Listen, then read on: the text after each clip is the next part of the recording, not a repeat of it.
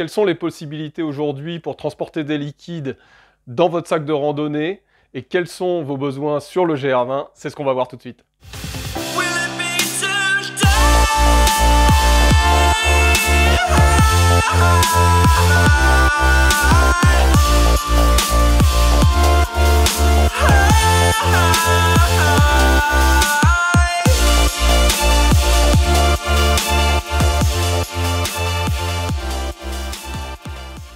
D'abord, il y a la gourde en alu. Alors, beaucoup de gens vont se tourner vers la gourde en alu. J'en vois beaucoup sur le GR20. Probablement parce que c'est solide, c'est pas cher. Et puis, il y a sans doute un petit peu de nostalgie des années 80 où chacun partait avec sa gourde en alu en randonnée. C'est un petit peu la solution du débutant. Mais cette solution a quand même de nombreux défauts. D'abord, elle est beaucoup plus lourde qu'une bouteille en plastique. Ensuite, elle va être quand même coûteuse. Et enfin, elle a un bouchon qui va se foirer assez rapidement. Si on ne fait pas attention de visser bien droit, la plupart des gens finissent par foirer le filetage. Contrairement à ce qu'on entend beaucoup, la gourde en alu n'est pas du tout isolante. L'alu est très conducteur et transmet beaucoup les calories.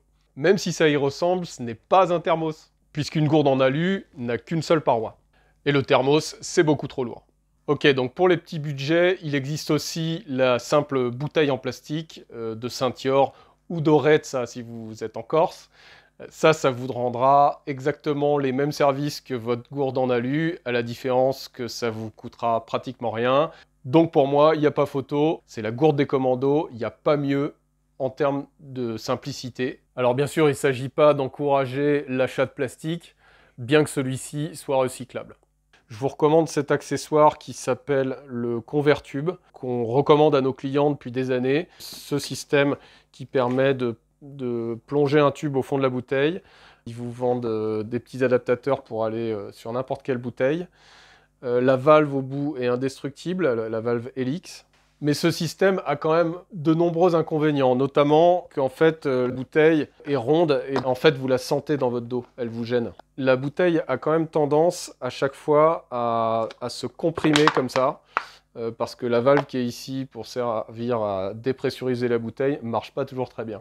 Il y a un petit cache, mais qui ne sert pas à grand chose parce qu'il n'arrête pas de se barrer. C'est un tube qui est transparent, donc vous avez vu, les algues se développent pas mal à l'intérieur si on l'utilise toute la saison.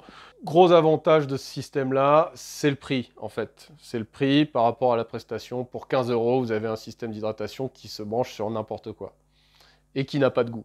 Et puis ils ont sorti, sûrement avec l'arrivée du trail sur le GR, ces petites bouteilles qu'on pouvait accrocher devant, ces petites gourdes de 1,5 litre à peu près. C'était séduisant dans le principe, puisqu'en fait ça mettait du poids vers l'avant.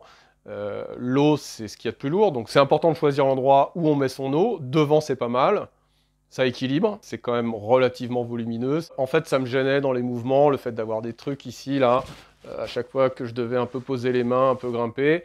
Ça me gênait. Et puis, je me prenais régulièrement le tuyau dans les yeux à chaque fois que je tournais la tête ou dans le nez. Donc, j'ai arrêté d'utiliser ces petites merveilles. Donc, j'ai fini par revenir aux poches à eau qui sont certes plus classiques, mais qui restent le meilleur compromis. Elles apportent de nombreux avantages.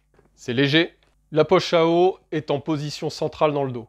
Elle place le poids de l'eau au centre du sac. Et ça, c'est optimal pour l'équilibre. Elle n'impose pas de s'arrêter exprès pour boire.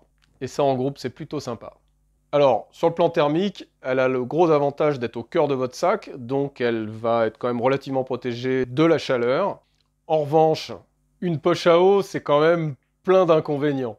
D'abord, vous avez, selon les modèles, un goût de plastique assez dégueulasse. Mais ça, vous pouvez solutionner en prenant des marques qui ne font que ça. En général, le goût de plastique, il est très léger au démarrage, et puis au bout de quelques litres, il disparaît. Et si vous voulez qu'il disparaisse plus vite, vous mélangez du bicarbonate de soude et du jus de citron, vous faites passer tout ça, vous faites circuler bien à l'intérieur, et en général, le goût de plastique disparaît complètement. L'eau qui sera dans le tuyau, dans la pipette, aura tendance à chauffer au soleil, et la première gorgée sera toujours hyper chaude, et vraiment pas très agréable pour les gens qui supportent pas ça. Moi, personnellement, je m'en fous complètement, donc la première est chaude, c'est pas grave. Mais vous avez une solution pour empêcher ça. Il suffit simplement de souffler dans la valve assez fort pour chasser l'eau et la remplacer par de l'air. Et là, ça ne chauffera pas. le fait que ce soit une complication supplémentaire quand vous construisez votre sac à dos, quand vous le remplissez. Il faut un petit peu de discipline aussi pour la stocker. La mettre dans un congélateur, bien la sécher, pourquoi pas la nettoyer. Ensuite, il faut gérer la valve. C'est-à-dire que la valve va se promener un petit peu partout, au bout de son tuyau, et si vous ne l'attachez pas convenablement sur votre sac à dos comme ça, elle peut traîner par terre, elle va traîner dans votre tente, etc. Donc c'est pas très hygiénique. Si vous voulez voir comment je solutionne tous ces problèmes sur mon propre matériel, je le détaille dans cette vidéo. Après 15 ans de recherche et d'essais divers, je pense que j'ai enfin trouvé le système idéal. Si cette vidéo vous a été utile, n'oubliez pas de liker et de vous abonner. N'oubliez pas d'activer la petite cloche, comme ça vous serez prévenu de mes 4 vidéos qui sortent dans l'année. Vous trouverez également une playlist sur la chaîne qui s'appelle Conseil Matos GR20 pour bien vous guider dans vos achats.